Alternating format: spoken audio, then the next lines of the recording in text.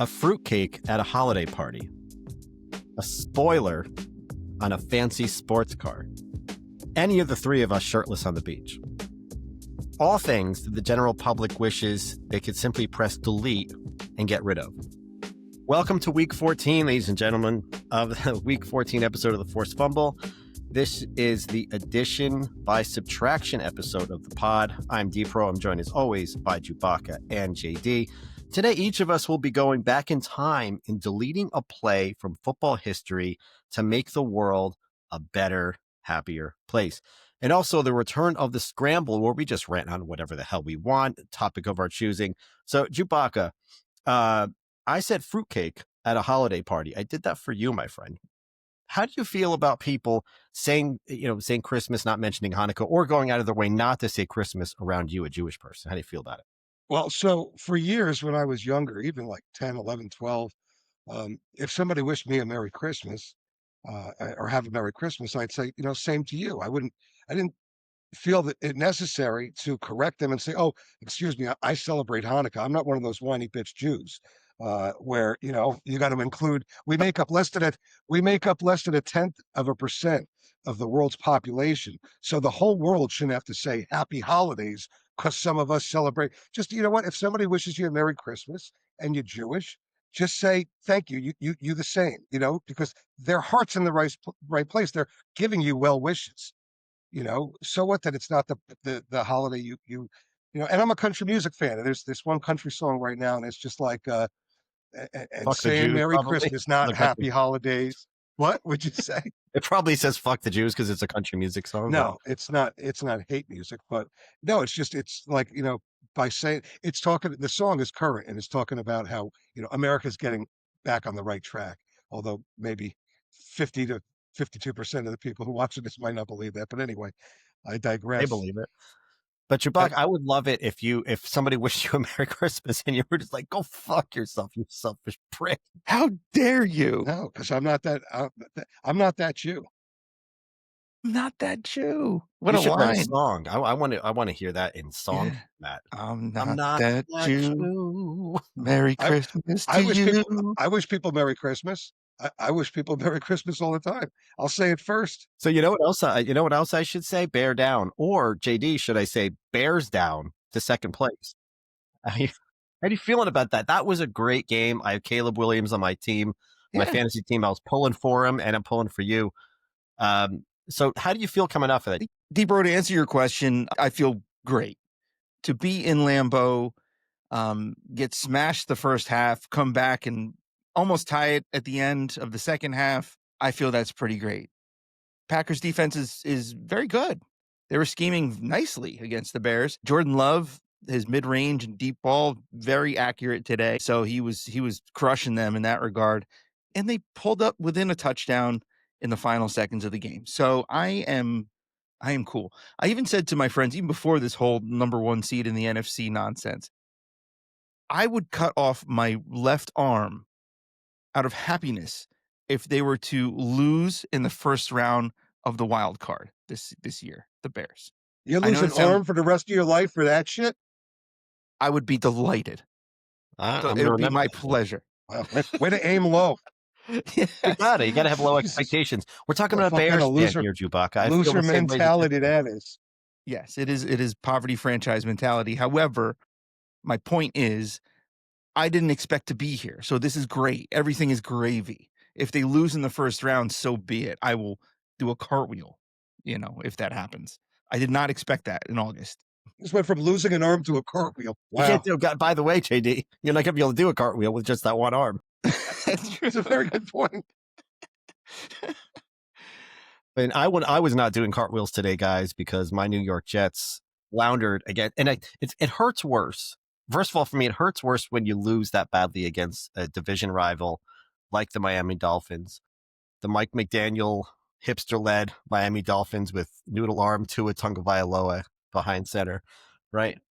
But the team that I chose as my shit-the-bed candidate, beating my team that handily, Tyrod Taylor gets hurt, undrafted for free agent, whatever.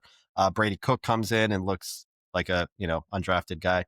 So it was not a great Sunday for me. I got eliminated They from a couple of leagues. I got they eliminated should from Survivor as well from Jay's, eliminator because I chose, like many people, the Tampa Bay Buccaneers over the lowly Saints, and that didn't work out. Just sometimes your luck runs out, and mine ran out today. that sucks, man. They shit all over your face. They bukkakied you. Your shit the bed team bukkakied you. Deep bro, by the way, 5 leagues, clinched 5 playoff spots. See, how do you do it, man? You got old Because I'm girl? fucking good. Do you got old girl for us? Show us old girl. There she is. I just tossed her back into the You bed tossed it back. because I'm good, deep bro. Like it's a game. You got to learn the game. I got to You learn. got to learn how to play the game. It's all about the game and how you play it. I am in one playoff in my 4 leagues. In the other league, I had a chance. I needed my son to beat this other guy, and my son had 2 options. He could either drop a player he didn't want to drop and slot in a running back, or he could take a 0 at running back because he didn't want to drop any of his guys. So he took a 0 at running back, which wound up hurting me and eliminating me from playoff contention. I'm going to remember this. It's Christmas time right around the corner. That's all I'm saying. Chewbacca, though, in short, it's very tough being this good looking and this good at fantasy football at the same time. It's like that's unicorn right there. That's what they call that. I don't play fantasy football, so I only know half about what you're talking about. That's true. And the other half is damn good. And it. Thank you. So, guys, let's have a little fun here. We're going to go back in football history, and each of us has chosen one specific famous, I'll say, play that we want to just take out of the record books. We never want to hear about it again. We never want to see it in a friggin' Instagram reel again. We're just tired and done with it for various reasons, right? Who wants to tell us, regale us with a story about what play you want to eliminate from football history? Should we start with you, Chewbacca? Yeah, sure. I mean, the Giants fans already lost earlier this week. They got. I sent you guys a video. We had a 10-2 team playing a 2-10 team. I said, you guys remember when you found a 10-2, but you wanted to make sure she wasn't a 2-10. I'll pile on the Giants right now, and if I could change one play, although at the time, 1990, I was a Giants fan, and it was exciting to watch the Giants win that Super Bowl by that wide right, I believe it was wide right kick, and by Steve Norwood, Steve or Scott Norwood, Scott Norwood. You did your homework, didn't you, Chewbacca? Yeah. But if I could change one play in history, and it's just because I love those Bills fans, I just love that Buffalo fan base. I think for them to freeze their balls off year in and year out and be as loyal as they are when they lost 4 in a row, they've never won a Super Bowl, they haven't been back in years. I'd like to go back in time and have them all live a different life, and that being Norwood just drilling it right down the middle and them getting the win like they deserved, not losing 2019, winning 22-20. That's my one play. So sorry, New York Giants fans, but the Maras and Tisches can go fuck themselves. I think that's fair, though, Chewbacca, because it works on a couple of levels. Because not only does it give the Buffalo Bills their much desired Super Bowl win that has eluded them all these years, but the Giants have 3 other Super Bowl wins. Yep. They only had one at that point, I guess, not Yep. counting back to whatever they might have done in the way old days. I don't go back that far before Super Bowl era. But yeah, it doesn't take away Eli's two Super Bowls. It doesn't take away 86, but it gives this really awesome, cool, fun-loving fan base a Super Bowl win. I like it. And Marv Levy and Jim Kelly too, like stand-up guys, Stand-up NFL guys. legends. Don't wish Marv Levy a Merry Christmas. I don't know what he would do. What can he do? He's Dave? like 105. Just say Happy Holidays to me. I got to tell you, Chewbacca, real quick, that when we send out our Christmas cards, there is a moment where we my wife and I have had legitimate discussions where we said, should we send this to Chewbacca and his wife? Yeah, you get a lot every year. JD just made a face before, like something I just said is definitely getting cut out of what it's supposed to. I've never seen that face before. All over his face. No, we're good, bud. We're good. Okay. Maybe I'll dial it back a bit. I'm not going to stop drinking it. Nor should you. So, JD, where are you? What play are you going to erase from history? What you got? I think this is a big one. I think this is a cataclysmic one because it changes like half a century's worth of football results. And that is the whole Tuck rule. 2001 Raiders versus Patriots.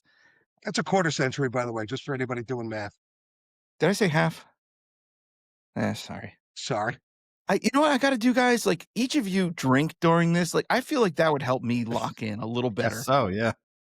Like, I am stone sober every show. Not to say that you're not, but We're not. like, even just a little nip here and there might even get me to focus a little bit more and be a little more fun. I don't know.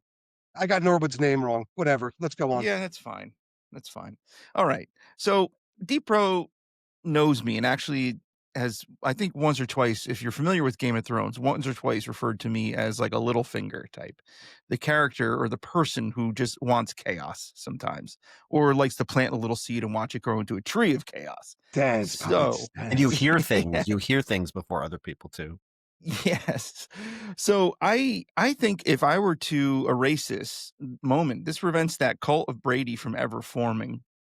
It's a butterfly effect. Brady becomes a decent backup who then goes on to maybe open a chain of like smoothie shops or something. The rest of us get our Sundays back for 20 plus years. But basically, the Raiders would win. I think the Raiders go on to win the Super Bowl. And Bill Belichick just becomes another one of these 8-8 Jeff Fisher type coaches for all eternity. The Patriots return to being best known for their helmet with the Revolutionary War clip art on the side of the helmet. But with the Raiders, this is winning the Super Bowl. John Gruden, is hailed as the second coming of Al Davis. He becomes this like cult hero for the Raiders. And he never leaves for Tampa. This means that the Buccaneers retain the NFL's official pirate-themed embarrassment status that they have. The city of Tampa just goes back to what it does best, and that's being strip malls and sunburns. And that means no Spygate, no Deflategate, no shots of Robert Kraft on his stupid flip phone in the booth. Giselle never meets Brady. America's youth grow up believing that the league is actually competitive and not fixed. Like, this changes a lot, guys. But I like it. I like the Tuck rule. Maybe John Gruden never becomes this big racist, and like you said, is just a cult hero, can do no wrong if it wasn't for the stupid Tuck rule. I love the idea that like this one play being changed makes John Gruden not being a racist and Tom Brady never having a successful career, never meeting an attractive wife, just based on this one play. I love the fact that you're changing the play because that means that the Patriots aren't going to win that Super Bowl. At least that's one less like notch on his belt, right?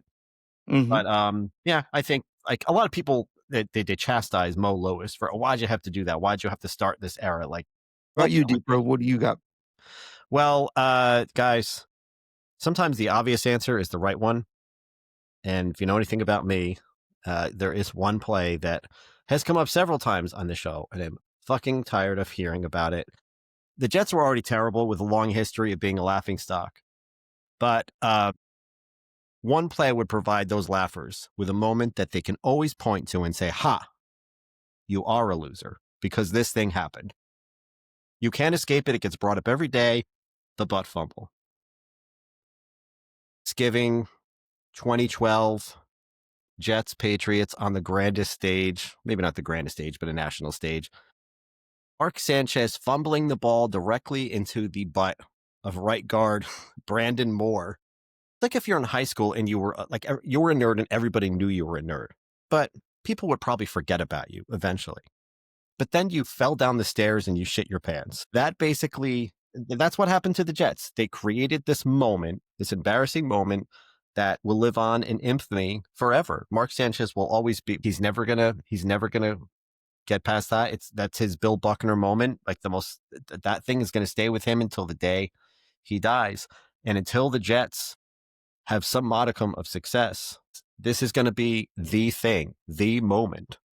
It's like a digital mascot of who the Jets are. And just, dude, run the other way, spike the ball into the ground, anything but running directly into the ass of your offensive lineman. It is, Deep-Bro, it is the Mona Lisa of NFL humiliation. It truly is the butt fumble. It's 30 seconds where every fan base, from like the successful Patriots to the lowly Browns and Cardinals, could unite in laughter and say, at least we're not the Jets. Like it gave us that moment together. That's so embarrassing that a player once scored a touchdown in the wrong end zone, and this one's still more fucking embarrassing. It looks like it was scripted. It looks like it's out of a comedy film. Leon Lett has two historic, one in the Super Bowl, although it didn't really matter. By the time Don Beebe caught up for him, it was still a 40-point deficit at that point or whatever it was. But two Leon Lett has. And the butt fumble is still, I think, top most embarrassing. It was on Thanksgiving. The guy ran it back for a touchdown, and the game was already a blowout. So checked all the embarrassing boxes for my New York Jets. I like that you're erasing it, Deep Row, because the phrase would mean nothing. It would just be two random words sitting sadly next to each other, just like the words Jets playoff, right? Yeah. It would. That hurts. That hurts, man. It'd be just as random as that and meaningless. Guys, so I'm already starting to feel the anger. So let's move on to the scramble, shall we? Little random anger here on the podcast. It doesn't have to be football related, but it can be. Mine is not. How about you guys? Who wants to go first? Mine is not football related at all. I will go first. Since we are in the Christmas season, sorry, Chewbacca, this is about Christmas trees. So you can only kind of associate. I love Christmas trees. I love Christmas trees. Aren't they great? They're fantastic, especially when they're real trees. I love them so much that on December 23rd, when I see somebody having them on their roof, my heart breaks for that kid, if there's a kid there, because everybody's had theirs up for weeks, and this guy's parents are putting it up on the 23rd. Who puts a tree up on their roof? I think he meant the hood of your car. No, on the roof. Like when you're driving home from the store with the tree. Oh, God. And when I see that on December 23rd, because some boob didn't get their tree set up till now, my heart breaks. My heart breaks. My whole thing, Deepro and Baca, is the fake Christmas tree people who put it up in their house, the heroes of holiday laziness. Look, we've got bold pioneers who have centuries-old tradition of cutting down a majestic pine tree, hauling it home.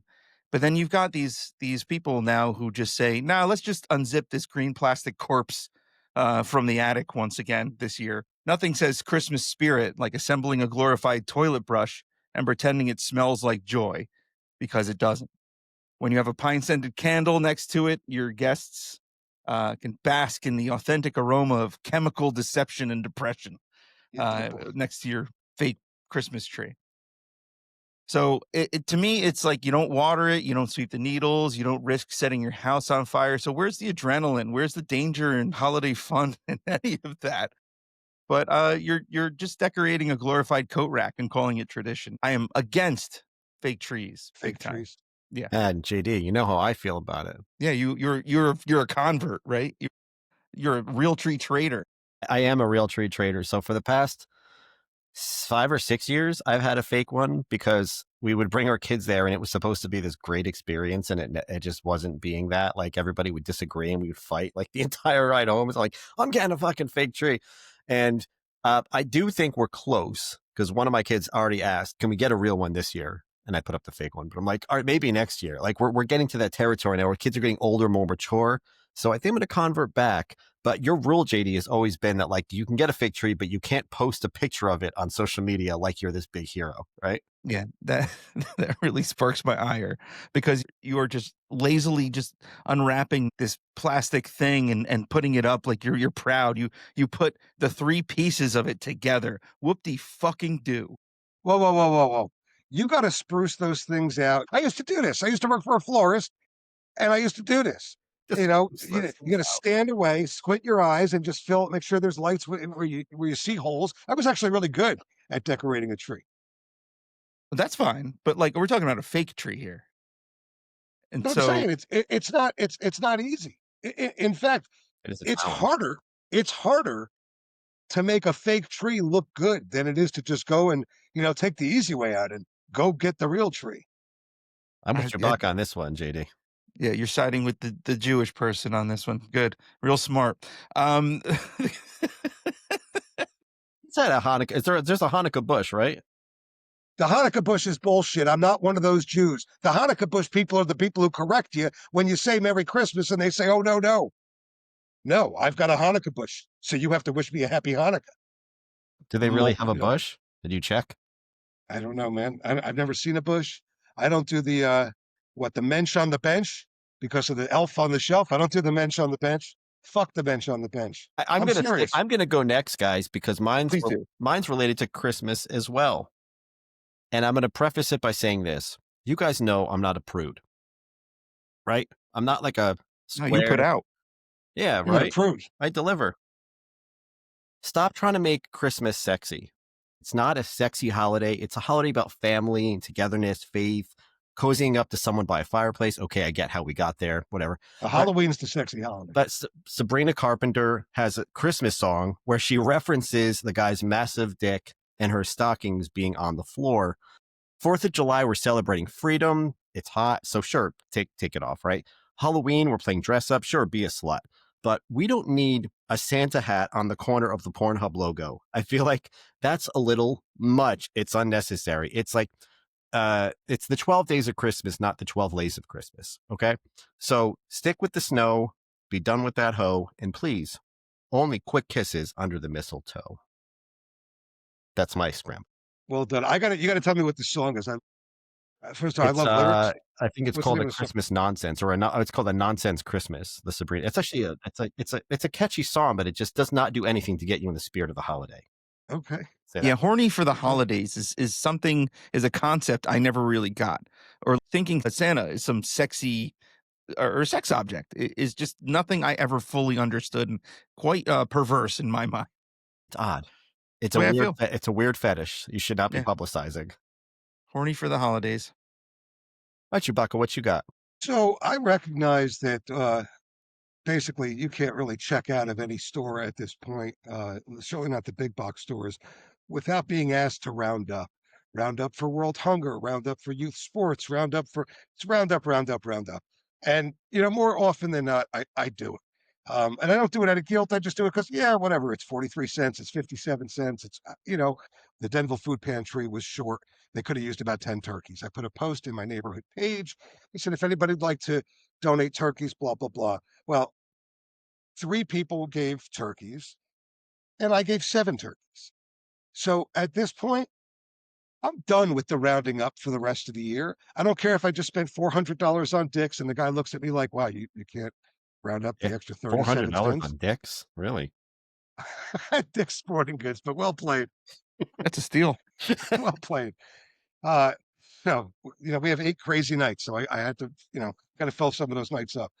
But I'm done with the rounding up, and I'm done with the constant being asked. And then I got to say no, and I look like a cheap fuck when it's just like, I want to say, motherfucker, when was the last time you bought $140 worth of turkeys so that people who probably don't even like you in your town could fucking have a turkey for Thanksgiving? So I'm done with the rounding up. I hear you, man. It's like if they really care, they donate their own billions instead of guilt tripping me while I'm buying string cheese and toilet paper. Thank you. Trojan Magnums. You know what I'm saying, Thank guys? I feel like we should be able to round down.